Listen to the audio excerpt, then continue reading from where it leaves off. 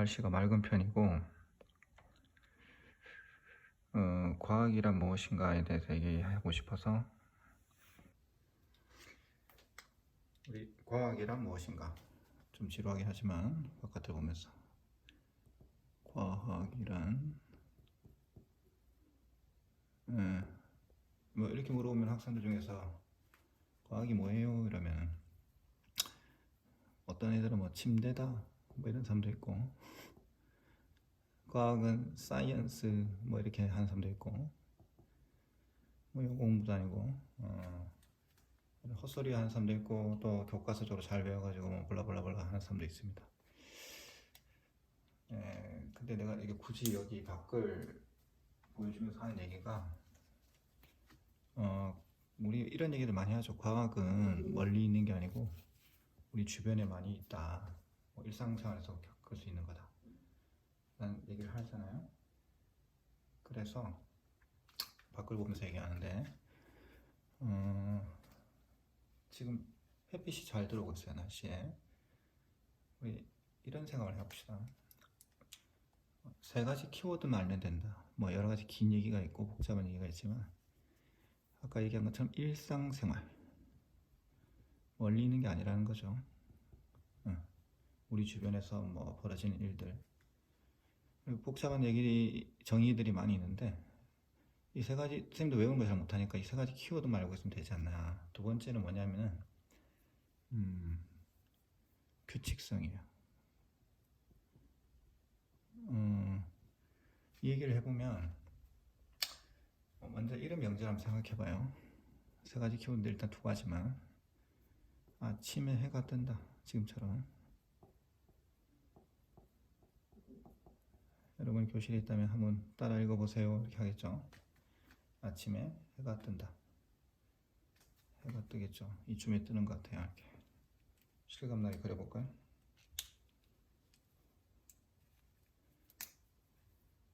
이렇게 잘못하면 또 우길게 그린다 하겠다. 그렇죠? 근데 이거보다는 조금 더 그럴듯하게 이렇게 지워봅시다. 아침에 떨리네. 동쪽에서 해가 뜬다. 이거는 여러분 성적이 어떻든 간에 교육을 얼마나 받았냐에 따라 뭐 일반인들도 다 알고 있는 얘기죠. 아침에 동쪽에서 해가 뜬다. 이것도 과학적 사실이다 라고 볼 수 있어요. 뭐에 언급하면? 뭐에 근거하냐면은 우리 일상생활에서 벌어지는 일이죠. 그리고 엄청난 규칙성을 가지고 있어요.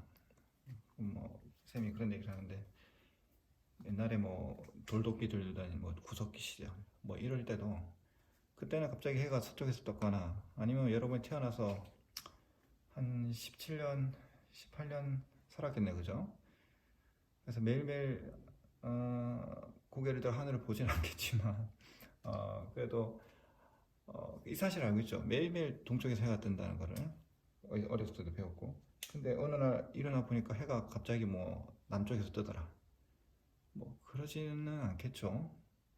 남반구에서 태어나면 좀 다르게 생각해 볼래나. 여하튼 우리 일반적으로 다 수천 수만 일을, 수억 일을 살아도 항상 동쪽에서 해가 뜹니다. 규칙성이죠. 하지만 이제 보통 사람들이 이걸 그냥 당연한 사실이고 맨날 하는 얘기니까 넘어가죠. 근데 과학이 되려면, 이게 지금은 누구나 다 아는 사실이지만 과학적 사실과 명제가 되려면은 일상생활에서 이런 규칙적인 일을 그리고 객관적으로 알고, 세 번째 키워드가 뭐냐면은 정리를 해야 돼요. 일을 하는 인간의 활동, 이렇게 하면 이걸 과학이라고 볼 수 있죠. 그래서 누군가가 이 얘기를 먼저 했겠죠. 아주 옛날 얘기겠지만, 이거는 뭐 과학이란 얘기를 하기 전부터 있던 얘기겠지만, 하지만 이런 얘기를 주변에서 곰곰이 왜 그럴까 생각하고 그 규칙성이 뭔가 보고, 그 다음에 이거를 가장 먼저 정리한 사람이 과학자가 되고 그런 활동을 하는 것을 과학이라고 볼 수 있어요. 물론 지금은 이 얘기를 해봤자 누군가 한 거기 때문에 과학을 했다라고 하기는 좀 그렇지만 그런 거죠. 사실은 이것도 과학이 항상 과학적 사실이 고정되어 있는 거 아니에요. 사실 아침에 해가 동쪽에서 뜨죠. 맞습니까? 사실은 이거 아닐 수도 있다. 뭐 이런 거를 패러다임의 변화라 하는데 사실은 이 태양이 좀 더 뭐 과학적인 명제로 얘기하면 태양도 좋고 해도 좋은데 얘는 우주상에 지구에 비해서 고정돼 있죠. 그래서 이걸 다르게 설명할 수도 있어요. 해가 동쪽에서 뜨는 게 아니라 해는 제자리에 가만히 있고 기니까 쓰지 않겠습니다. 그 다음에 지구가 자전을 해서 해가 동쪽에서 뜨는 것 같다. 그래서 태양은 가만히 있고 지구가 공전과 자전을 한다. 써볼까요? 태양은 고정되어 있고 지구가 자전과 공전을 한다. 여러분 그 유명한 코페르니쿠스 알죠? 지동설이냐 천동설이냐. 이런 거는 아까 아침에 동쪽에서 해가 뜬다 보다 왠지 더 지구과학이든 물리든 천문학이든 좀 더 과학적 명제로 보이죠. 과학이라 이런 겁니다. 처음엔 간단한 걸 시작해요, 우리 주변에. 그러나 이제 그 주변에서 궁금증을 가지고 규칙성을 찾고 정리를 하는 행위, 이런 게 과학적 활동이고, 그 다음에 이런 거를 가장 먼저 하는 사람이 과학자고, 그런 일을 하는 사람들이 과학 활동을 한다, 이렇게 볼 수가 있죠. 그러니까 우리 교과서나 이런 거를 과학은 무엇이냐 뭐 블라블라 굉장히 어려운 말을 외우고 추구고 정리하고 이런 게 다 이해한다고 할 수 없어요. 이런 걸 생각해 보면 좀 더 과학이 무엇인가 쉽게 이해할 수 있죠. 좀 더 셈이 물리적이니까 물리적인 얘기를 해볼게요. 네, 이게 지운다고 셈이 이런 휴지 조각 쓰고 있는데 이걸 여기서 이렇게 놓으면 어떻게 될까요? 떨어지죠. 여기서 떨어지면 큰일 나겠네. 왜 떨어집니까? 중력 때문이죠. 여러분 잘 알겠지만 이 중력을 제일 처음 생각한 사람? 뭐 맞는지는 모르겠지만 대부분 다 뉴턴으로 알고 있죠. 만리력. 그럼 사과는 뭐 또는 휴지는 왜 떨어질까? 이런 걸 생각한 사람이 또 뉴턴입니다. 뭐 우리가 여러 가지 또 그게 있겠지만 역사적 과정이 있겠지만 우리가 또 유명한 것을 생각하면은 물체를 여기 두고 가만히 두면 떨어진다, 아래로. 지구 돌멩이를 떨어뜨리면 아래로 떨어진다, 이런 것도 과학이라고 할 수 있겠죠. 근데 혹시 안 떨어지는가 이렇게 실험해 보는 거예요. 어떤 굉장히 과학적 사고력을 가진 또는 호기심한 친구가 뭐 체육 시간이나 이동 수업 시간에 가야 되는데 쉬는 시간부터 애들한테 이런 얘기를 해요. 뭐 그런 친구가 있을 수 있죠. 갑자기 안 가고 제자리에서 계속 지우개를 떨어뜨리고 있다. 쟤 또라이 아니냐 이런 생각할 수도 있죠. 하지만 지금은 이걸 다 알고 있기 때문에 그런 얘기를 하지만 처음에 뉴턴이 그런 사람이 있을 수도 있어요. 이 돌멩이를 왜 떨어지냐. 그리고 막 보면서 뭐 500번 1000번 해봤다. 그러니까 돌멩이는 지구 아래로 중심으로 떨어진다. 그리고 이걸 조금 더 규칙성을 세밀하게 하고 정리를 잘하면 좀 더 그럴듯한 과학이 되죠. 돌멩이를 공중에 가만히 놔두면 아래로 떨어진다. 그리고 직선으로 움직인다. 그리고 잘 보니까 얘가 처음에 정지해 있잖아요. 근데 얘가 떨어지려면 속력이 생겨야 되죠. 그러면 속력이 변했다라는 얘기지. 그 무슨 말이냐면은 점점 빨라지지 않고서는 이렇게 아래로 떨어질 수 없습니다. 가만히 있는 게. 그래서 그냥 떨어지는 게 아니고 점점 빨리 떨어지고 일직선으로 떨어진다. 이런 걸 조금 더 있어 보이게 하면은 뭐 등가속도 운동한다, 이렇게 쓸 수가 있죠. 돌멩이를 공중에 가만히 떨어뜨리면 연직 아래 또는 지구 중심 방향으로 등가속도 운동하면 떨어진다 라고 정리했다면 그게 아주 훌륭한 과학이 되죠. 그렇죠. 과학이라는 게 이런 거예요. 그러니까 뭐 교과서에 있는 것을 읽고 또는 뭐 다른 사람이 한 걸 보고 줄긋고 외우고 이런 거지만 사실은 그것보다 더 중요한 거는 과학이란 정의는 우리 주변에 있는 것을 관찰하고 그것이 어떤 규칙성인지 호기심을 가진 다음에 관찰하고 그것에 대해서 아주 일목요연하게 정리하면 과학 활동을 한다. 이렇게 볼 수 있죠. 그러면 이제 과학이 무엇인지 이렇게 알아봤으니까 이번에 뭘 하냐면은 과학에 뭐가 있느냐. 과학에는 크게 우리가 그냥 과학이라고 알고 있는 것은 자연과학이 있습니다. 자연과학. 우리 주변의 자연이죠. 자연 속에 있는 규칙성을 일목요연하게 정리하는 인간의 활동. 요즘에는 이제 과학이 굉장히 중요시되고 과학에 대한 것이 무엇인가 막 고민을 하다 보니까 소위 말하는 우리 문과 학생들이 많이 배우는 사회 과목도 우리 과학하는 사람 입장에서는 사회과학이라고 불러요. 또는 여러분 이거는 쌤이 하는 얘기 아니고 그렇게 불러요. 그리고 또 이걸 인문과학이다 이렇게 부르는 사람도 있어요. 그럼 뭐 어떤 게 있을까요? 이런 과목이 예를 들어서 뭐 정치, 경제. 요즘에 굉장히 메르스 때문에 메르스가 아니지 코로나 바이러스 때문에 힘들잖아요. 이런 인간 활동에서 일어나는 여러 가지 뭐 심리적, 뭐 극도로 심리가 불안하다. 인류가 어떻게 될 것인가. 뭐 쌤도 이게 전문가는 아니지만 그 다음에 뭐 지리는 조금 더 이과적이긴 한데 여기도 인문학이 들어가고 그다음에 뭐 여러분 뭐 사회와 법 뭐 이런 것도 있고 윤리와 사상 뭐 이런 것도 있잖아요, 그죠? 이런 것도 사회과학이라고 부릅니다. 과학은 크게 이런 게 과학인데 자연과학과 사회과학으로 나뉩니다. 그럼 예를 들어서 이런 걸 왜 요즘엔 과학이라고 부르냐. 한 가지만 예를 들어서 경제. 쌤은 뭐 경제쌤이 아니기 때문에 전문 얘기할 수도 있겠지만 그래도 쌤이 아는 상식선 안에서 왜 이것을 과학이라고 부를 수 있는지 한번 생각해 보면 이런 생각해 봅시다.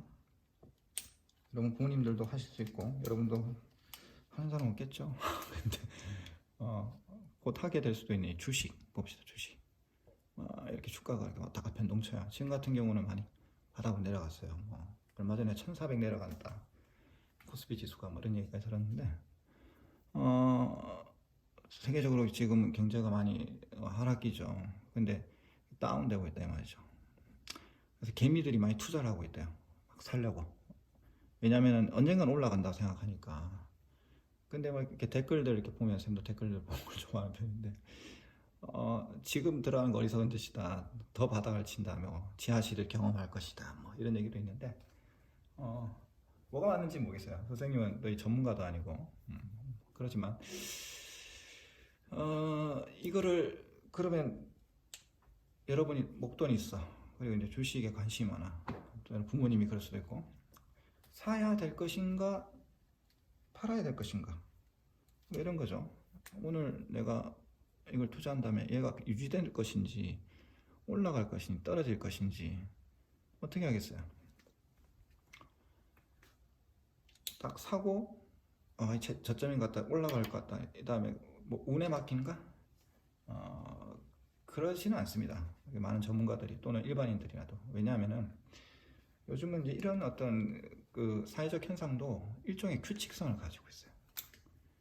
그러니까 예를 들어서 그 전까지의 어떤 요즘 팬데믹 현상이라고 그러죠. 사회 현상을 보면 몇 년 안에 이런 바이러스는 극복될 것이다. 그리고 이런 그것은 더 이상 내려가지 않는다. 이런 현상은 뭐 전쟁 난 것도 아니고 그리고 지금 아니다. 이 지금의 추세를 보면 코로나 바이러스의 경향을 보면 더 떨어질 수도 있다. 더 지금보다 세계적으로 더 창궐해가지고 지금 안 좋아질 수도 있다 이렇게 생각할 수 있죠. 그런 전문가들이 있어요. 그 사람들이 뭘 하냐면은 이런 사회 현상과 어떤 정치적인 이런 인문학적 현상을 분석을 합니다. 그래서 어느 정도의 커다란 규칙성을 만드는 거죠. 그래서 지금은 뭐 놔둬라 더 떨어질 수도 있다. 뭐 이렇게 생각할 수도 있겠죠. 무조건 뭐 지금 돈 벌고 이런 게 가장 중요한 일은 아니겠지만 하나의 어떤 가치를 가지고 학문을 하다 보면 이런 사회 현상들도 일종의 커다란 이 주변에서 벌어진 사회 현상들도 규칙성을 가지고 있다는 거죠. 물론 이 자연과학처럼 돌멩이가 떨어지면 어떻게 될 것인가 갑자기 돌멩이가 떨어지다 휙 올라가지는 않잖아요. 그런 더 정밀하진 않지만 일종의 흐름을 가지고 있어요. 그래서 이것도 그냥 놔두고 뭐 신께 맡긴다. 또는 뭐 운명에 맡긴다 이렇게 하지 않고 이제는 분석을 하기 때문에 사회과학이라고 부를 수 있죠. 선생님은 이제 사회과학자가 아니기 때문에 물론 뭐 그 속에 있지만 사회과학은 이제 그만 얘기하고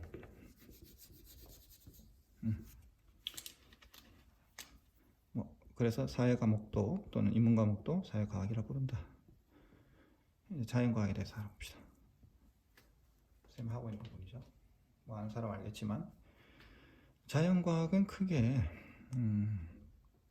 뭐 여러 가지로 나뉠 수 있어요. 근데 선생님이 짝대기를 4개 그었죠. 그러면 뭐 대충 하겠지만 우리가 아는 학생들이 아는 선에서는 4가지가 있어요. 예를 들어서 선생님이 이제 장난으로 이렇게 얘기하는데 수능에 나온 과목 순으로 가장 선택은 적지만 뭐가 있어요? 물리, 화학, 수능 가장 적게 치는 순이네요. 생물, 지구과학 이렇게 있죠.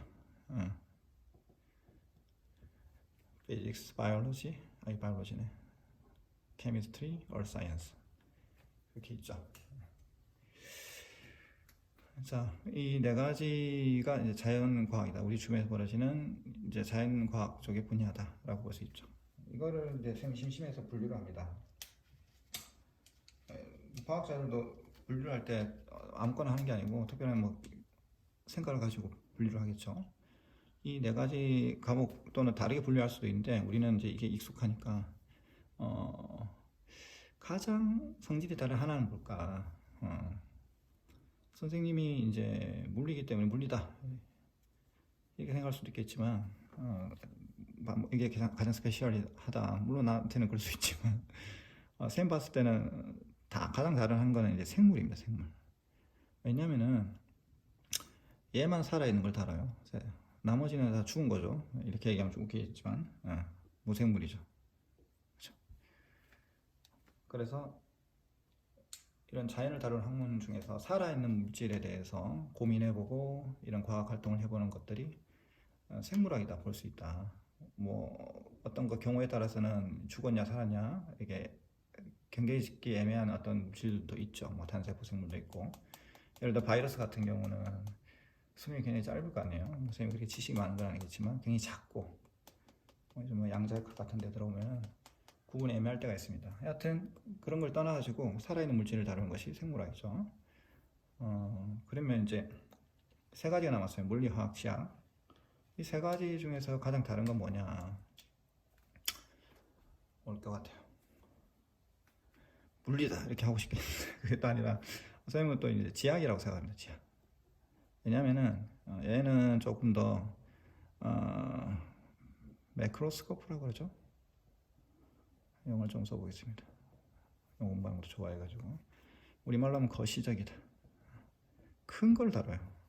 큰 것도 그냥 큰 게 아니라 엄청 큰 거. 예를 들어서 지구. 우리 물리 같은 실험은 탁자 위에서 이루어지잖아요. 화학도 그렇고 실험 테이블에서. 근데 여기는 이제 밖으로 나가야 돼요. 물 보려면 모형을 만들거나 너무 크니까. 아니면 심지어는 뭐 블랙홀 같은 거 생각해보세요. 우주. 가보지도 못해. 뭐 죽을 때까지 우리 뭡니까 빛의 속도로 가도 은하 같은 경우 10만 광년이니까 못 가지. 죽어야 돼. 근데 이런 걸 다루는 거죠. 또는 지구 땅속이라든가 이런 것들이죠. 하지만 이제 물리화학은 좀 더 이제 리얼 스케일입니다. 리얼 스케일. 그래서 우리 주변에서 벌어지는 건 좀 더 실용적이죠. 그래서 과거에는 이제 뭐 우리 취업에 관련됐을 때 뭐 이과생들이 어느 쪽을 전공할 것인가 할 때 물리학을 많이 했어요. 그래서 이 선택을 많이 했는데 왜냐하면 실용적이니까 우리 주변에서 볼 수 있는 거. 아니면 생물학 하는 사람도 있고. 그래 지금은 이제 단순히 뭡니까 쉽다는 이유로 지학을 하는 친구들이 많이 늘어났지. 이것도 실용적인 이유인데 성적 잘 받으려고. 화면이 안 들리네. 하여튼 그렇습니다. 자 그럼 이제 다음으로 계속 얘기하면 지루하니까 세 문장은 재밌고 물리란 무엇인가를 얘기하고 싶은 건데 지금 하는 게. 그러면 이제 이 얘기를 해본 거지. 그러면 뭐 생물 지학은 어떻게 구별되는지 알겠다. 그럼 물리학은 어떻게 구별되냐? 물리란 화학이란 서로 어떻게 다른가? 그런 얘기를 해보고 싶은 거죠. 중학교 때 아마 나오는 것 같은데. 볼까요? 선생님은 이제 여러 가지가 있고 이것도 검색해보면 나오고 교과서 보지만 가장 쉽게 이해시키기 위해서 물리적 변화와 화학적 변화에 대해서 얘기를 합니다. 물리적 변화와 화학적 변화가 어떻게 다른가? 물리와 화학을 어떻게 다른가 하기 위해서 종이에 대해서 한번 얘기를 해봅시다. 종이는 기능이 이렇게 글을 쓰고 요즘 뭐 프린트를 하지만 뭐 내용을 전달하고 이런 종이죠. 종이의 기능과 성질이 있어요. 근데 이걸 변화시켜 보겠습니다. 처음에 물리적 변화로 어떻게 하냐면은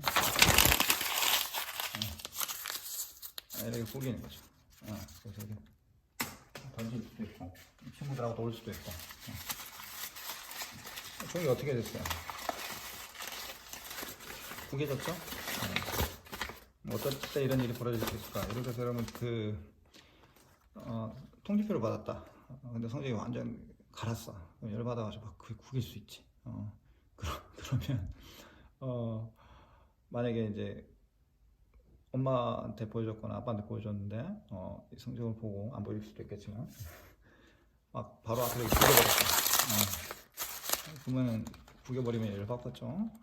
막 화도 나고 뭐 아니면 뭐 다른 상황이 생길 수도 있는데 이런 게 뭐냐면은 기분 나쁘겠지만 그래도 여러분 이거 쓸 수가 있잖아요. 여전히 종입니다. 그래서 여기다가 찢어지더라도 잘 붙이면 종이의 기능을 다하고 내용을 그대로 전달받을 수 있죠. 이런 변화가 물리적 변화예요. 왜 변했죠? 주로 이제 가장 우리 또 중요한 것 중에 하나가 여러 가지 중에 하나가 힘을 줬어요. 이때 할 수 있는 얘기들이 이제 물리죠. 그래서 뭐가 바뀌었죠? 모양이 바뀌었죠. 그리고 모양이 바뀌려면은 이런 것이 물리적 변화인데 힘을 줘야 된다. 그러면 형태가 이 정도 바뀐다. 뭐 이런 얘기를 할 수 있고 기분 나쁘다게 던질 수가 있죠. 가버려 이렇게 하면서 그러면 얘가 이렇게 움직이거나 핑 움직이겠죠. 그러면은 얼마의 힘을 줬더니 얼마의 모양이 됐고 얼마의 속력으로 얼마의 궤적을 그리고 그 다음에 던지려면 얼마만큼 피곤하고 뭐 심리적으로 피곤한 것도 있겠죠. 뭐 그때 에너지는 얼마나 들었냐, 던졌을 때 얘가 더 얼마나 찌그러지느냐, 어떻게 튕기느냐, 이게 처음 배우는 건데 이런 변화를 다루는 것들의 학문이 물리입니다. 물리. 뭐 전기 파트도 있고 하지만 화학이란 어떤 거냐, 똑같은 종이를 두고 설명을 하면 안전을 위해서 조금만 듣겠습니다. 이렇게 조금만 떨어졌죠? 이건 물리적 변화예요, 화학적 변화예요? 물리적 변화죠. 작더라도 아직 이것은 종입니다. 그래서 성질이 바뀌지 않았어요. 근데 만약에 혹시 위험할 수도 있으니까 이거 뭐예요?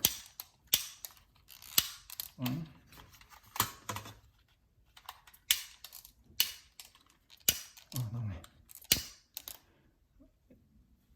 태우면 어찌 될까요? 태우면 혹시 위험하니까 조금만 할게요. 우리 집안입니다. 여러분 따라하지 마세요. 여러분 뭐 보고 있어요? 불꽃이죠. 불만 붙여도 좋아하던데. 이게 뭡니까? 화학적 변화. 화학적 변화. 어이씨 위험하다.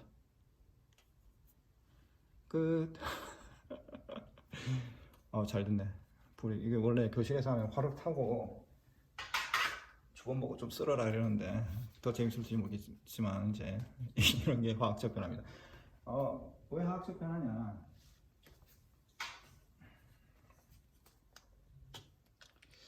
여러분 알겠지만은 이거는 지금 조금 종이네. 여러분 이게 뭡니까? 눈에 보이 이거 재죠, 재. 여기다 글을 쓸 수 있습니까? 못 쓰죠.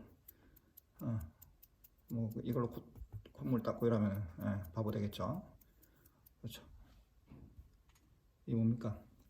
화학적 변화는 이렇게 종이가 종이로 되는 그 과정에서 변화를 연구하는 물리랑 달리 완전히 바뀌어요. 그래서 종이가 쉬면은 이렇게 탄다. 연소죠, 연소. 화학적 변화 여러 가지가 있는데 선생님 볼 때는 가장 대표 중에 하나인 게 연소 반응이에요. 그래서 CO2 이 과정에서 H2O도 발생하겠죠. 이런 것들 그래서 더 이상 종이가 아니고 완전히 연소하면 아예 날아가 버리겠죠. 또는 재가 되는 것처럼 이거는 이제 더 이상 기능을 잃는 거죠. 이런 것들의 변화에 대해서 다루는 것이 화학이죠. 그래서 보통 아이들이 실험할 때도 물리 실험보다 화학 실험은 더 재밌어요. 왜냐면 색깔이 바뀌거나 탄다거나 심지어 이게 더 위험하지. 막 옛날에 우리 선생님 그 수업할 때도 화학 실험하다가 막 불내고 이런 적도 있는데 큰일 나죠. 그래서 뭐 안전장비도 필요하고 한데 뭐 딴 데 세지 말고 그런 것들을 다루는 것이 여전히 종이고 이제는 재가 되잖아요. 이런 걸 따라 이렇게 안 변하지만 그 현상을 다루는 것이 물리고 완전히 다른 상태로 변하는 것에 대해서 연구하는 것이 화학이다. 이렇게 볼 수 있죠. 물리란 무엇인가에 대해서 알아봅시다. 물리, physics. 아까 얘기한 한자로 쓰면 어떻게 되죠? 한자도 한번 까먹네. 3월 물자의 이치리.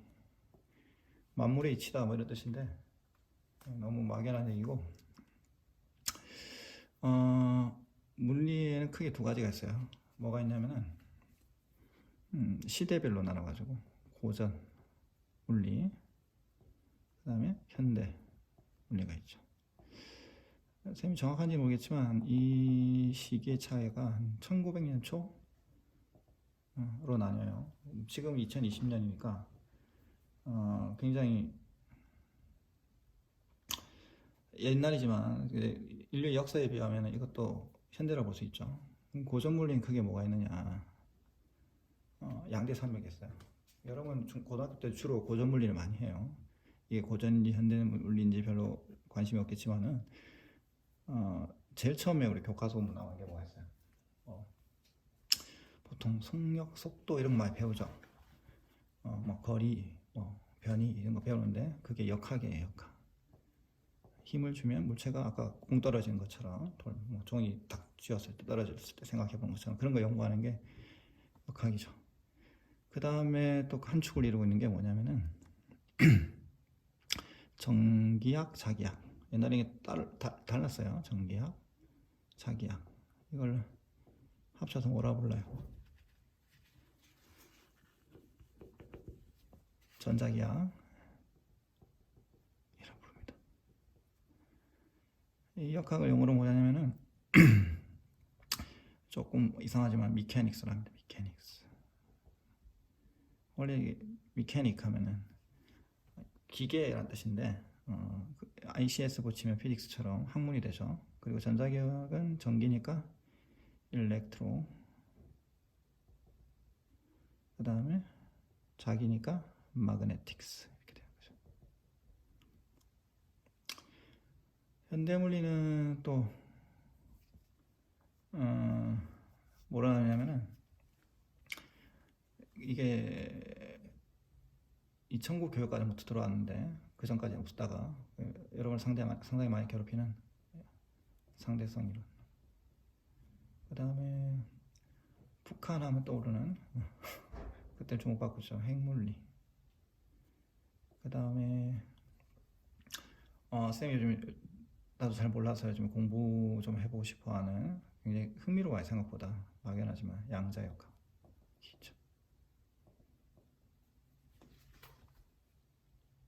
물리는 이렇게 고전적인 것과 현대적인 것. 보통 일반적으로 물리 공부할 때 이걸 많이 해요. 역학 전자기. 그 다음에 최근에 많이 부각된 현대 물리를 하죠. 그리고 이 사이에 이렇게 꼭 분류할 필요 있나 모르겠지만 다리 역할을 해주는 게 파동이에요. 파동. 현대 물리와 고전 물리를 잇는 가교 같은 역할을 하는 거지. 자세히 보면 우리 책도 그렇게 돼 있어요. 책인데 제가 봤는지 모르겠지만 첫 번째가 역학적 에너지죠. 이게 역학 부분이에요. 옛날부터 이렇게 해왔어요. 물리가 또 변화 별로 없어서 어차피 물리 그 다음에 물질과 전자기전이죠. 이게 이제 우리가 고등학교 때 물리원 수준 배우는 물리투도 똑같아요. 순서예요. 전자기학. 그 다음에 파동과 정보통신이 끝나는데 여기가 파동 얘기가 나와 있고 여기 자세히 보면 빛과 물질의 이중성 되죠. 이 부분이 그나마 우리가 현대물리 부분이 약간 들어있다. 옛날에 이게 조금 더 계속 물론 이 부분도 지금 상대성 이론이 들어가 있죠. 그 다음에 여기 보면은 띠이론 이런 게 있는데 에너지 띠이론 이런 것들은 현대물리 부분인데 군데군데 들어가 있어요.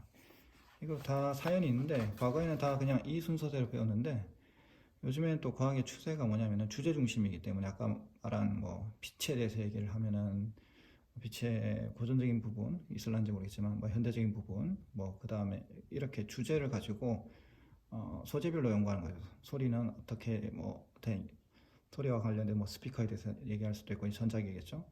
그 다음에 소리가 파동적으로 어떻게 되느냐 이렇게 소재 중심으로 가는 추세가 있기 때문에 이렇게 현대물리가 군데군데 들어가는데 크게 나누면 역학, 전자기학, 현대물리 그리고 파동 이렇게 얘기를 할 수 있지.